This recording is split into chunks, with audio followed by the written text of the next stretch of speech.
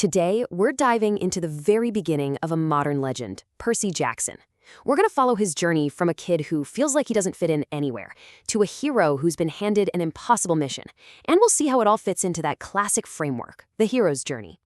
Right from the start, the story hits you with this warning, this invitation. And it's so much more than just a clever opening line. It's the whole idea of the series, right? It's telling you that this world of myths and monsters, it isn't just fantasy, it's hiding in plain sight. And for some people, like Percy, that hidden world is about to absolutely smash into their own. So every hero's journey has to start somewhere, usually in what we'd call the ordinary world. But for Percy Jackson, ordinary is, well, it's pretty rough. We don't meet him living a happy, comfortable life. We meet him in a world of frustration, where he feels like he just doesn't belong. So meet our hero. He's a 12-year-old kid from New York City, and in his own words, he's a troubled kid. I mean, he's been kicked out of 6 different schools in 6 years. He's convinced he's a misfit who just can't do anything right. So this hero, he doesn't start out on top. He starts at rock bottom. And his home life is this world of total opposites. On one side, you have his mom, Sally. She's his rock, the only person who really sees him and believes in him. And her whole love for blue food, it's this fantastic little sign of her own rebellious spirit. But then there's his stepdad, Smelly Gabe. He's just awful, lazy, cruel, and he pretty much represents everything that's holding Percy down. Now here's the brilliant twist. The very things that make Percy feel like a failure in our world, they're actually clues to who he really is. The dyslexia, that's because his brain is hardwired for ancient Greek, not English. And the ADHD, those are his battlefield reflexes, his heightened senses that are going to keep him alive. So what look like disabilities here are actually his superpowers there. And this is where Percy's ordinary world starts to shatter. The hero's journey calls this the call to adventure. For Percy, it's more like a call to danger. Really weird, totally unexplainable things start to happen, and they're pulling him toward a destiny he has no idea is even out there. And this isn't a slow burn either. Things escalate fast. It all kicks off on a school trip when his math teacher literally turns into a winged monster, a fury from Greek myth. Then he sees these 3 old ladies who turn out to be the Fates, and they snip a thread of yarn, which is a really bad omen. And the final straw? A massive storm hits, and his best friend Grover shows up, panicking with a desperate warning. The mythical world isn't just knocking anymore, it's breaking down the door. This is the moment. The exact moment everything flips. When Mrs. Dodds reveals she's a fury and attacks him, something inside Percy just takes over. His Latin teacher tosses him a pen, which, by the way, turns into a bronze sword, and on pure instinct, Percy swings and the monster just vaporizes. The craziest part, though? Afterwards, nobody remembers Mrs. Dodds at all. It's like she never existed. Can you imagine? It's enough to make Percy think he's actually going crazy. So that's it. This is the point of no return. With actual monsters hunting him down, there's no going back to his old life. He has to cross the threshold, leaving the world he knows for a world he never even dreamed was real. As Percy and his mom are frantically trying to escape this thing that's chasing them, his best friend Grover reveals his true self, and Percy's suddenly faced with a question that just breaks his reality. He's trying to wrap his head around the fact that his best friend isn't entirely human. So yeah, Grover isn't just his friend. He's a satyr, half man, half goat, a creature straight out of myth. Turns out his job this whole time was to be Percy's keeper, to watch over him and get him to safety when the time was right. And well, that time is definitely now. Their escape gets cut short in the most terrifying way possible. One of the most famous monsters from Greek mythology, a giant bull-headed man, the Minotaur, crashes their party. The whole scene is just absolute chaos.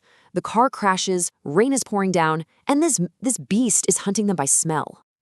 And here it is, the hero's first real, devastating loss.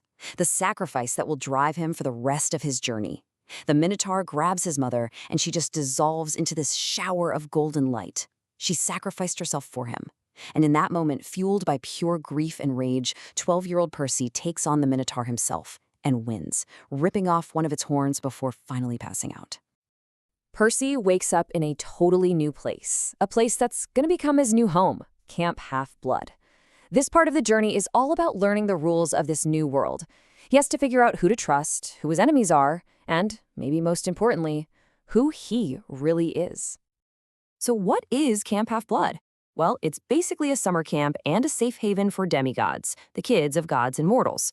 It's run by Mr. D, who's actually the god of wine, Dionysus, and the legendary trainer of heroes, the centaur Chiron, who was disguised as Percy's Latin teacher. It's the only place on Earth a demigod can be safe from monsters. The whole social order of the camp is built around these cabins. Each one is for an Olympian god, and you live with your half-brothers and sisters. But since nobody knows who Percy's godly parent is, he gets stuck in the Hermes cabin, which is kind of the catch-all for all the new and unclaimed kids. But look closely. See how cabins 1, 2, and 3 for Zeus, Hera, and Poseidon are empty? Yeah, that's a huge clue. Every hero faces that one big test, the one that reveals who they're meant to be. For Percy, it's not just about surviving. It's about finally discovering who he is. And let me tell you, that revelation is going to change everything and put a giant target on his back.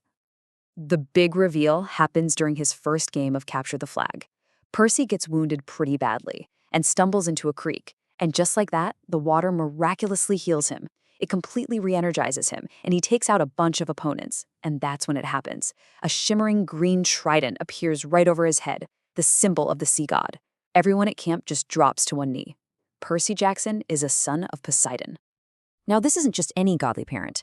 Poseidon is one of the big three, the most powerful gods there are.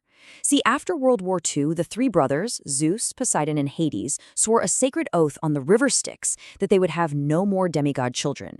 Their kids were just too powerful and caused too much destruction. So Percy's birth, it breaks that oath, which makes him incredibly powerful and a major threat to the gods. So now that everyone knows who he is, Percy is given a quest. And with every quest comes a prophecy from the Oracle of Delphi. It's like a roadmap for his journey, but man, is it a scary one. It's filled with these cryptic warnings: a fight with a god, a betrayal from a friend, and a heartbreaking failure waiting for him at the very end. Okay, so he knows who he is, and he has this terrifying prophecy hanging over his head. Percy now has to leave the safety of camp and head out into the wider, monster-infested world. This is it. The final stage of his training is over. He has a mission, and literally the fate of the world is on his shoulders. And the stakes couldn't possibly be higher. Zeus's master lightning bolt, the original, the most powerful weapon in the universe, has been stolen. And Zeus is blaming Poseidon, and by extension, he's blaming Percy. The gods are on the verge of a war that would destroy everything, and Percy is suspect number 1. The job is basically impossible. Chiron, his mentor, thinks Hades is the one who stole the bolt to make his brothers fight. So Percy, along with Annabeth, a daughter of Athena, and his protector, Grover, have to travel all the way across the country to the entrance to the Underworld in LA, confront the Lord of the Dead, get the bolt back, and return it to Mount Olympus in New York. And he's only got 10 days to do it all. So can a 12-year-old kid who just found out he's a demigod actually prevent a war that could tear the world apart? He's been called a thief, he's being hunted by every monster imaginable, and he's heading straight for the land of the dead. All while a prophecy says he's going to fail. A hero has been forged, but now he's got to walk through the fire.